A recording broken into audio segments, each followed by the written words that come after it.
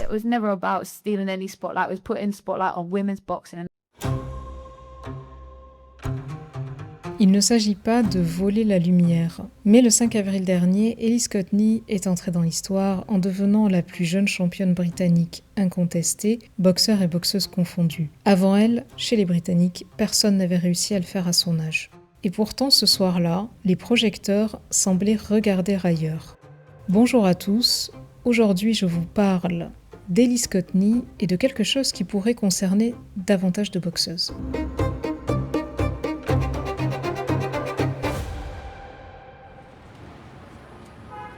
Ellie vient de Catford, au sud de Londres, d'une famille de 7 enfants élevés par leur mère seule. Et sa mère, c'est un réel pilier, mais version amour vache.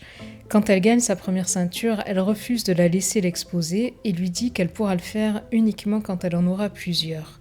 Toujours de l'humilité. Elle commence la boxe à 9 ans en suivant son frère et elle progresse assez vite. Championne nationale en 2017, championne du monde en 2018. Mais en 2019,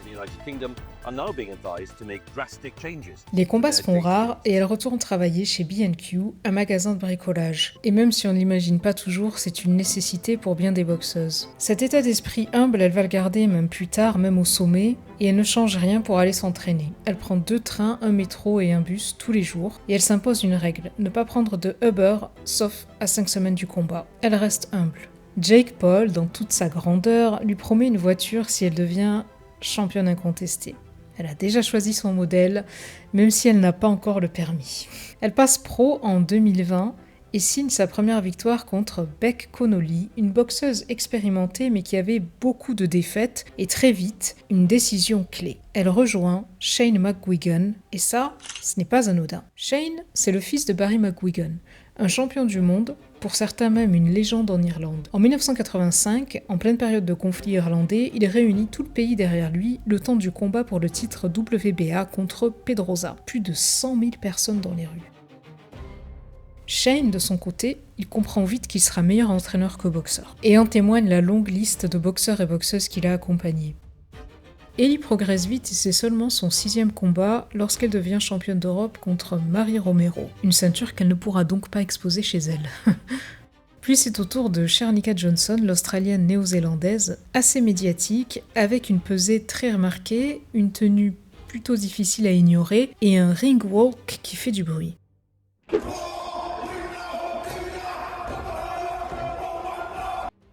C'est un combat assez engagé, Johnson s'ouvre sur un choc de tête au 6e round, Ellie impose son rythme, contrôle et elle gagne. Elle est championne du monde et les têtes commencent à tomber. Après une défense de titre contre Laura Griffin, c'est au tour de Ségolène Lefebvre, notre majestique Ségo. Elle fait 5 cm de plus qu'Ellie qui, plus compacte, va la travailler au corps. Elle va également la prendre de vitesse et finalement lui inflige sa première et unique défaite. Ellie devient championne unifiée.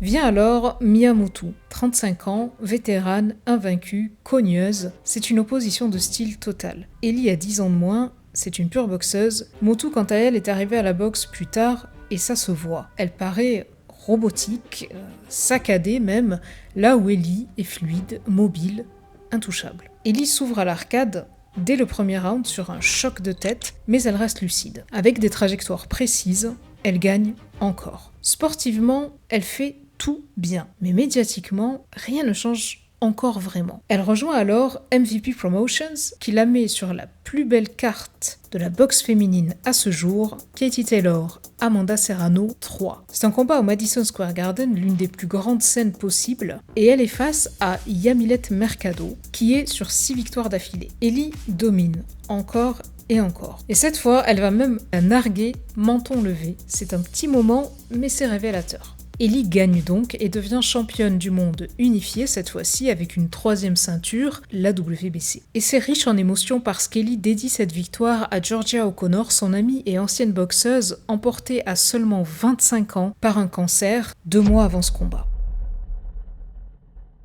Dernière étape, Mayeli Flores. L'enjeu est énorme pour les 2 boxeuses. Pour Ellie, il s'agit de devenir la plus jeune championne incontestée britannique.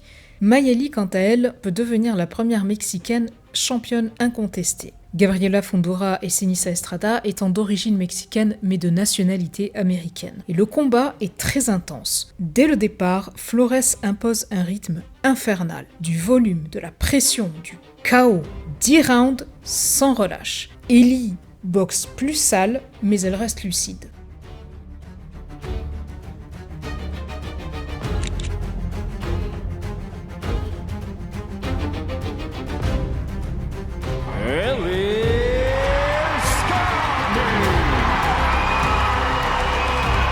Undisputed.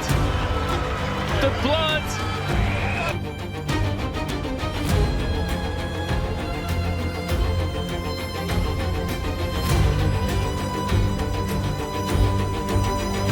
Life, you got to earn it, and I just knew that. I kind of hope it prevails when I fight, that people know that, you know, yeah, I've earned that tonight. I've earned every belt, and yeah, just grateful I did it that way.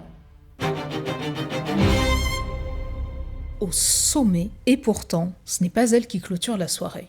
Le vrai main event, c'est Caroline Dubois. Et ça dit quelque chose. Aujourd'hui, sur Instagram, Scott Knee, c'est 30 000 abonnés. Dubois, c'est plus de 100 000, plus du triple. Ce n'est pas une injustice, mais c'est une réalité. Elle est au sommet, mais pas au centre. Alors non, Ellie n'est pas invisible. Elle combat dans les grandes salles, sur les grandes cartes. Elle gagne beaucoup, elle gagne toujours, mais elle n'attire pas encore autant. Et ça peut devenir un problème. Parce qu'on le sait bien, ce n'est pas toujours la meilleure qu'on regarde, mais c'est plus souvent celle qui attire, celle qui met des KO, celle qui fait des highlights, celle qui fait du trash talk même parfois, bref, celle qui est visible sur les réseaux. Et ce n'est pas nouveau, c'est aussi vrai en boxe masculine. Et il faut dire aussi que souvent les techniciens sont moins connus du grand public parce que c'est un style de boxe qui est moins spectaculaire que ceux qui distribuent des KO. Alors on pourrait se dire que c'est parce qu'elle est moins présente sur les réseaux et parce qu'elle a un style de boxe plus technique, mais je crois qu'il y a autre chose et que c'est un peu plus spécifique à la boxe féminine. MVP Promotions ont lancé une ligue féminine, MVPW, c'est 43 boxeuses dont 38 sont des championnes mondiales ou dans le top mondial. Donc avec une telle écurie, dans une division féminine qui est beaucoup moins dense que la version masculine, ils sont obligés de faire s'affronter les meilleurs contre les meilleurs, et ça c'est très bien. Mais tous les combats ne peuvent pas être le main event.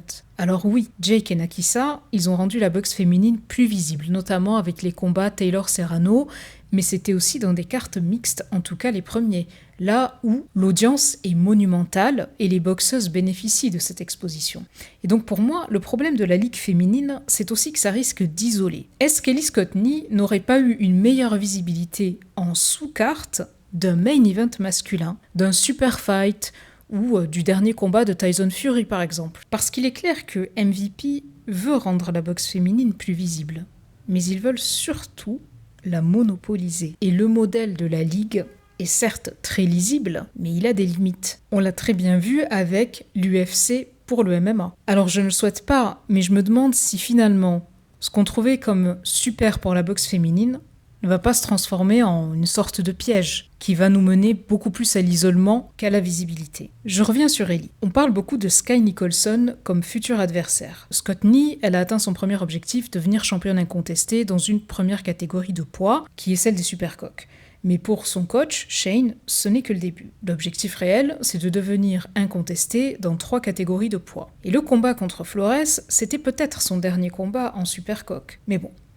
Sky Nicholson, elle a pas mal communiqué sur sa volonté de combattre Ellie. Et bien sûr, ça serait chez les supercoques, puisqu'elle est descendue dans cette catégorie, où elle détient désormais un titre intérimaire WBC. Ce combat peut faire sens techniquement parce qu'il oppose 2 styles de boxeuses très différents. La boxe de Scott Knee est plus complète, là où celle de Nicholson est plus atypique, plus évasive, mais ça peut aussi amener à Ellie davantage de lumière par le biais de Sky Nicholson, qui est une star australienne et qui bénéficie en tout cas aujourd'hui de plus de notoriété. C'est un combat qui allierait 2 promoteurs, MVP et Matchroom, et donc je l'imagine permettrait une meilleure négociation des contrats pour les 2 boxeuses. Alors là où Ellie, dans toute son humilité, dit qu'il faut d'abord placer la boxe féminine au centre pour que ça rejaillisse sur les boxeuses et peu importe qui fait le main event, c'est peut-être un peu contre-intuitif, mais moi je me dis de plus en plus qu'il faudrait faire l'inverse. Il faudrait donner un maximum de visibilité à un maximum de boxeuses dans de grandes cartes